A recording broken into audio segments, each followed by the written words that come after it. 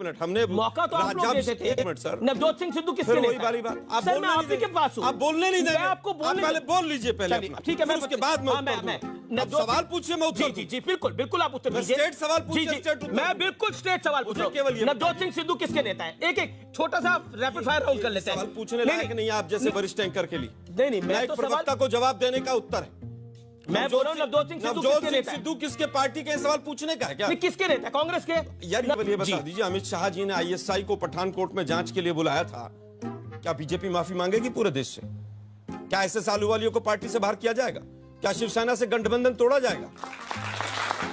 केवल आप लोगों का एक सूत्री कार्यक्रम है कि किस तरह से कांग्रेस को घेरा जाए।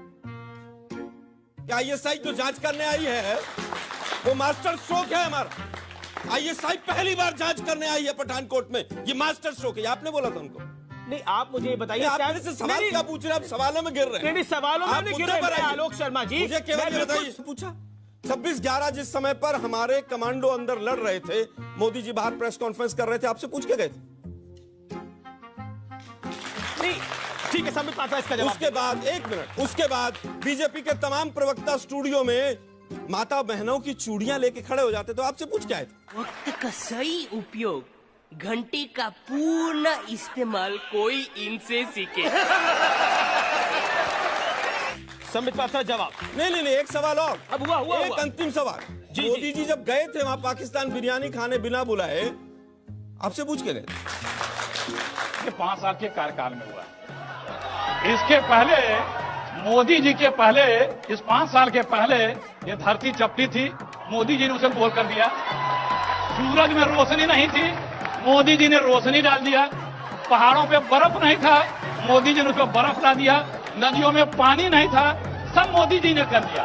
5 साल से आदरणीय मोदी जी सत्ता में है तो चुनाव में आए हैं, लेकिन कोई भी बीजेपी का नेता आज के तारीख में, इवन मोदी जी भी 5 साल के मोदी जी के कर्तव्यों, क्रियाकलापों, उनको उपलब्धियों का जिक्र नहीं करता है। जैसे मित्रों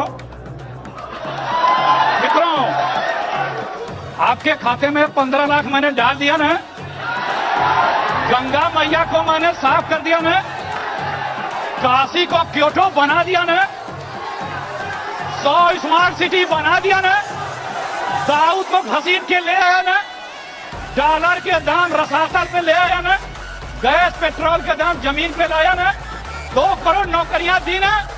5 वर्षों में मोदी जी ने इन शब्दों का प्रयोग किया क्या? नहीं।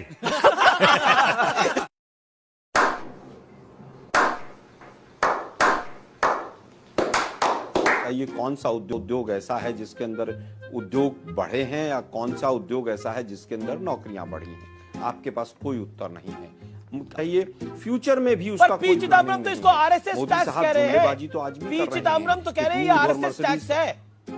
चिदम्बरम कह रहे हैं आरएसएस टैक्स है, क्या वो जायज है कहना? बता रहा हूं ना क्यों कह रहे हैं, क्योंकि जीएसटी, सुनिए ना अमीश भाई मैं बता रहा हूं ना, आरएसएस भी अनप्रिपेयर्ड होकर स्टेटमेंट देती है, इसीलिए जीएसटी भी अनप्रिपेयर्ड होकर इन्होंने लागू किया। आरएसएस की गतिविधियां भी हमेशा संदिग्ध रहती है, लोगों के समझ नहीं आती हैं। आज जो सीए और चार्टेड अकाउंटेंट हैं उनको जीएसटी नहीं समझ आ रहा है। आरएसएस भी देश को कुछ नहीं देती है, और जीएसटी के स्लैब से भी कहीं रिफंड नहीं मिल रहा है, इसलिए जीएसटी को आरएसएस से कंपेयर किया गया।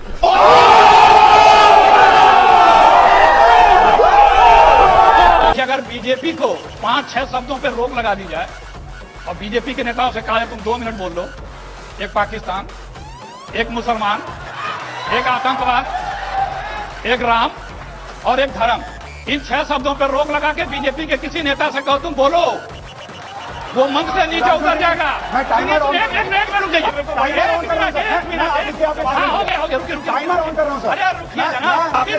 आगे की बात है, रुक जाइए 1 मिनट, आप इतने व्यथित क्यों हो?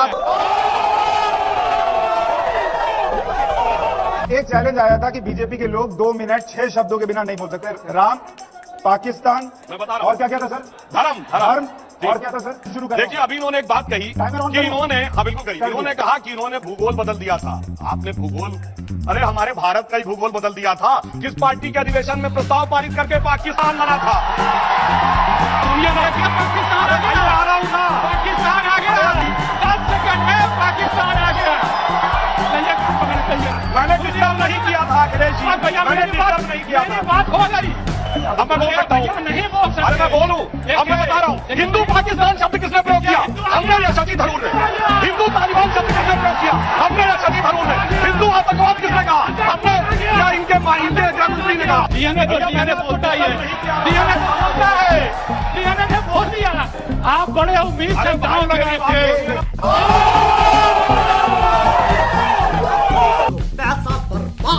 दे दिया।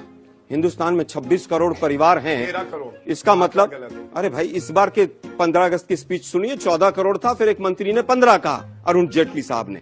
मैं कह रहा हूं 13 ही मान लेते हैं। 26 करोड़ परिवार हैं हिंदुस्तान में, इसका मतलब हर 2 घर में से एक को मुद्रा लोन मिल गया। यहां कितने लोगों को मुद्रा लोन मिला? एक को नहीं मिला।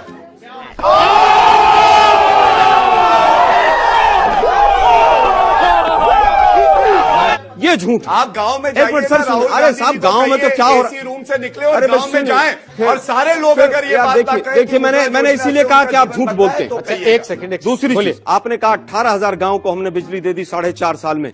इसका मतलब आपने लगभग 4,000 गांव में हर साल बिजली दे दी। हिंदुस्तान में 7 लाख गांव हैं। जब आजाद हुआ तो मात्र 21,000 गांव में बिजली थी। हमारी जो दर है वो 10,500 गांव की हर साल की है, आपकी 4,500 की है। कैलकुलेट कर लीजिएगा। लोगों को हमने सिलेंडर बांट दी।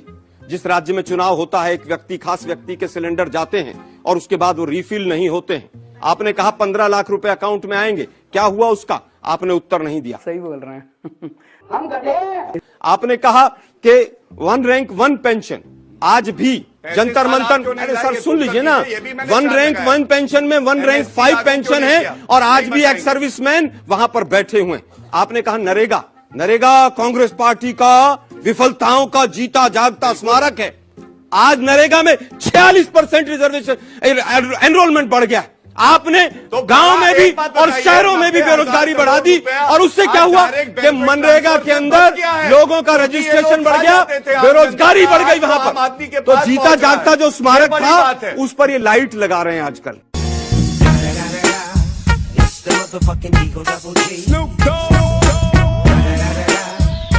भारत की तुलना मोदी जी से पहले कभी पाकिस्तान से नहीं होती थी। ये आए, मतलब आरएसएस के लोग आए और इन्होंने पाकिस्तान से अपनी बराबरी नूरा कुश्ती शुरू कर दी। इन्होंने कहा अभी कि पाकिस्तान से आगे हम गिड़गिड़ाते हैं। अरे सुधांशु जी, उस देश का हम लोग इतिहास भूगोल बदल चुके हैं जब आप लोग चड्डी पहन के घूम रहे थे।